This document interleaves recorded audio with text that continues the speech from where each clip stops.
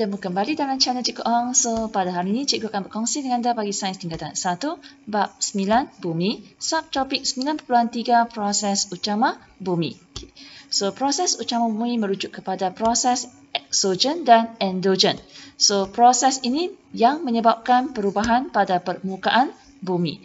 Jadi, apakah perbezaan proses eksogen dan proses endogen?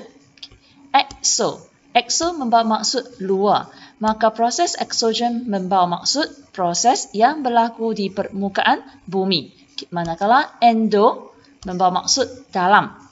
So, merujuk kepada proses yang berpunca daripada bahagian dalam bumi. Proses endogen ini boleh membentuk dan mengubah permukaan bumi. Okey, jom kita lihat contoh proses eksogen. Terlebih dahulu ada 4. So, yang pertama lulu hawa, hakisan, angkutan dan pengenapan, dan satu lagi ialah susutan jisim dan susutan darat. Kita lihat satu persatu. Yang pertama, lulu hawa. Apa itu lulu hawa?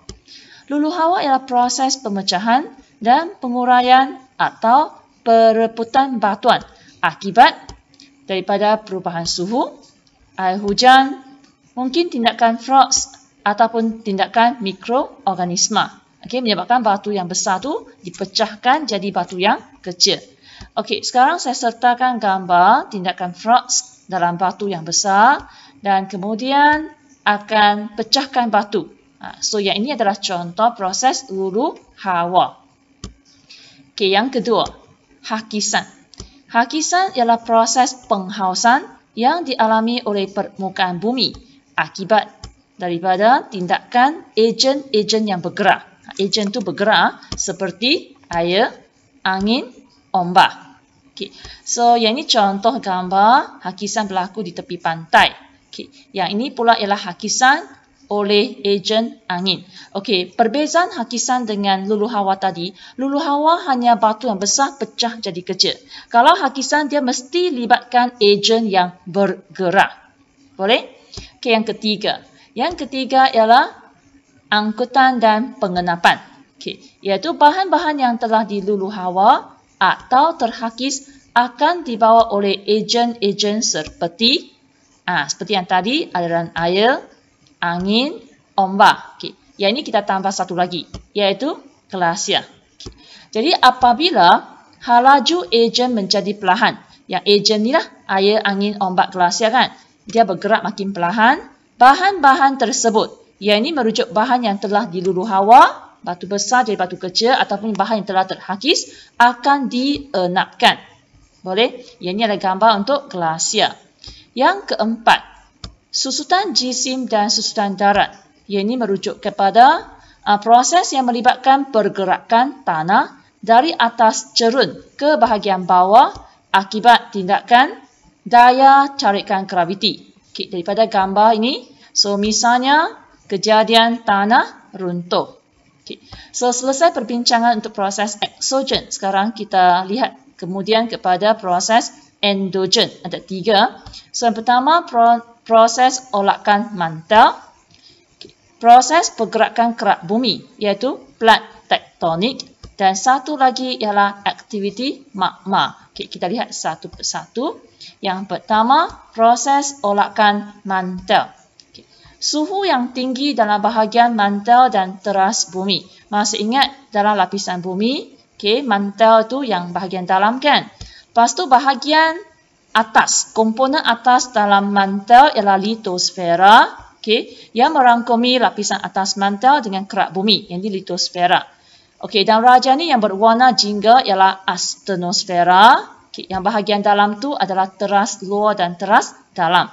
Jadi suhu yang tinggi dalam bahagian mantel ni akan menghasilkan arus-arus perolakan di lapisan astenosfera.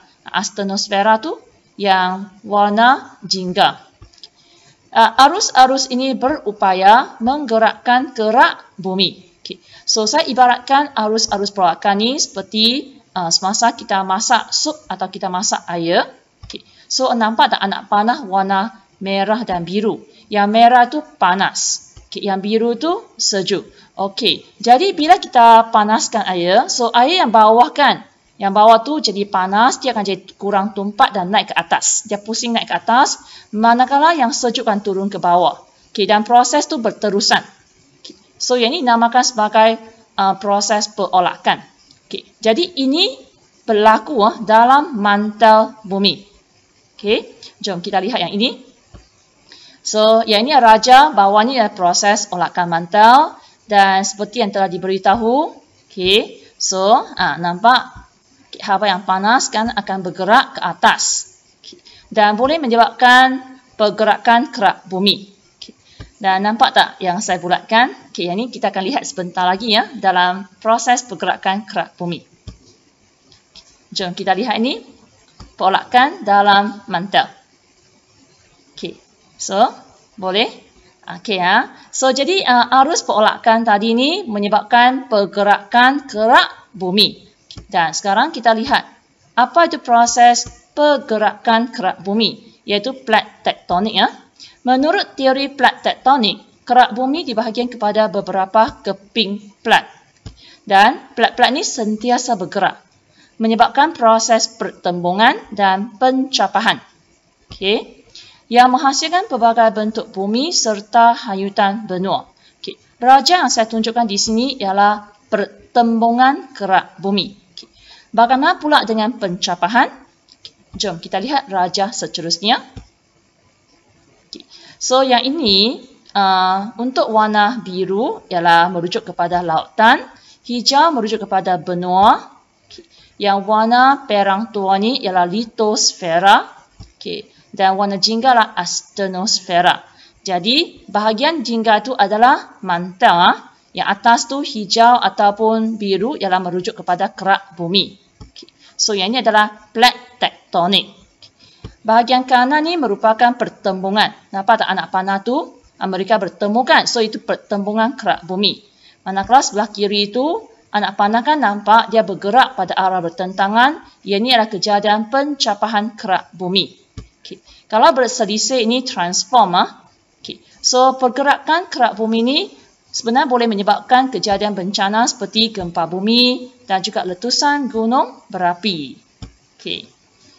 Okay. Next, kita bergerak kepada satu lagi proses endogen, iaitu aktiviti magma. Boleh? Gunung berapi ialah satu lohong dari dalam kerak bumi yang membolehkan magma yang cair dan panas keluar melaluinya. Dia akan keluar melalui lohong tu dalam bentuk letusan yang kuat. Okay. Bahan-bahan letusan akan tertimbun di sekeliling cerun lohong dan membentuk kon gunung berapi. Okey, magma yang cair dan panas apabila keluar, mengalir di luar kan. Yang itu kita sebut sebagai lawa. Okey. So, ini contoh kan magma yang panas, okay, dia akan meletup keluar dari lohong, membentuk letusan gunung berapi. Okay. Sebelum tamat untuk perbincangan video ini, jom kita lihat satu soalan sudut uji minda berkaitan dengan letusan gunung berapi. Letusan gunung berapi boleh menyebabkan kemusnahan yang besar. Akan tetapi, letusan gunung berapi memberi kesan baik kepada pengeluaran hasil pertanian. Wajar kan? Okay. So, mengikut soalan ini, kita perlu nyatakan kebaikan letusan gunung berapi ke atas bidang pertanian. Okay. So, contoh jawapan. Mineral yang dibebaskan oleh letusan gunung berapi akan menjadi baja kepada tumbuhan. Dan lawa yang menyejuk akan membentuk lapisan tanah yang kaya dengan nutrien dan sangat subur. Okay. So, sekian sahaja perkongsian cikgu pada hari ini. Jadi, semoga bermanfaat untuk anda. Terima kasih. Jumpa lagi. Bye-bye.